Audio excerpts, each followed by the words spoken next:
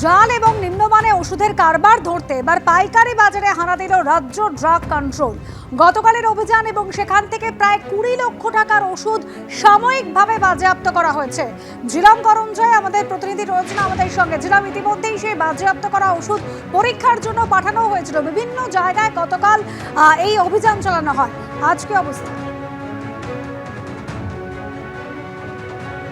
একদমই এই মুহূর্তে আমরা রয়েছি বাগরি মার্কেটের ঠিক এলাকার তার ওই অঞ্চলে পাশে যে মেহতা বিল্ডিংয়ে রয়েছি।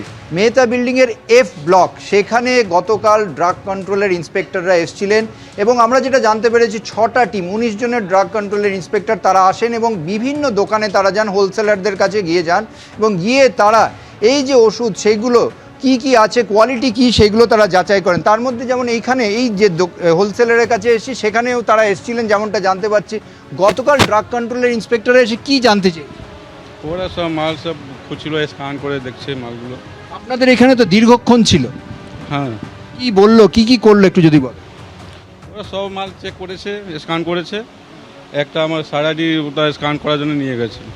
এখানে স্ক্যান করে কি দেখতে চাইছে? ওই 22 নম্বরগুলো দেখছে। হ্যাঁ, সে আসল না নকল। আপনাদের এখান থেকে কি ফ্রিজ করে নিয়ে গেছে কিছু? হ্যাঁ, একটা সারাডি নিয়ে গেছে।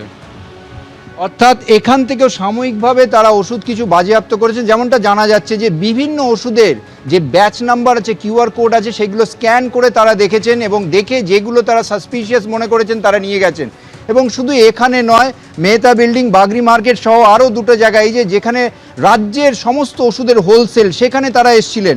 প্রায় 20 লক্ষ টাকার ওষুধ সাময়িকভাবে তারা বাজেয়াপ্ত করেছেন, ফ্রিজ করেছেন এবং সেইগুলো করেছেন এবং তারা তারপরে আজকেও যেটা জানা যাচ্ছে সেগুলো পরীক্ষার জন্য তারা পাঠিয়েছেন। এখানে যারা রয়েছেন হোলসেলার আরও কয়েকজন রয়েছেন, তার সঙ্গে কথা বলবো। এই যে ফেক ওষুধ পাওয়া যাচ্ছে, কিউআর কোড যেগুলো জাল হচ্ছে, আপনাদের কতটা সমস্যায় ফেলছে? এই রেটগুলো কতটা দরকারি?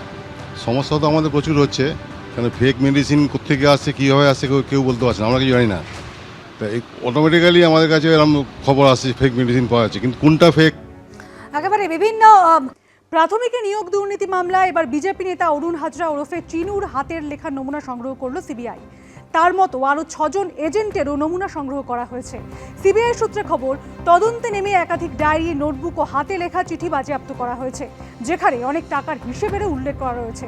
আর সেই হাতের লেখা কাদের তা যাচাই করতেই এবার বিজেপি নেতা অরুণ হাজরা সহ 7 জনের হাতের লেখার নমুনা সংগ্রহ করেছে কেন্দ্রীয় এজেন্সি। পরীক্ষা করতে পাঠানো হয়েছে ফরেন্সিকে। সিবিআই এর চার্জশিটে অরুণ হাজরা ওরফে চিনুকে অভিযুক্ত হিসাবে দেখানো হয়েছে। কেন্দ্রীয় তদন্তকারী সংস্থার তরফে আগেই দাবি করা হয়েছে, স্ট্যাম্প পেপারে অরুণ হাজরা লিখেছেন তিনি সুজয় কৃষ্ণ ভদ্রকে তার বাড়িতে গিয়ে ধাপে ধাপে 78 কোটি টাকা দিয়েছেন।